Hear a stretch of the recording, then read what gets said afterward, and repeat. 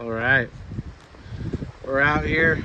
The storm's blowing in, but burning some brush, digging this out of the freaking weeds. Old Alaskan style homemade sawmill here. To get this thing fired up and put a little 125 on it or something. But I got the log loader on this side. But that's how you adjust your height for your cut. Need to clean it up, get all the rust cleaned up. See if the hydraulics still work. Not seized up. But yeah, that'll be fun. Make some good videos.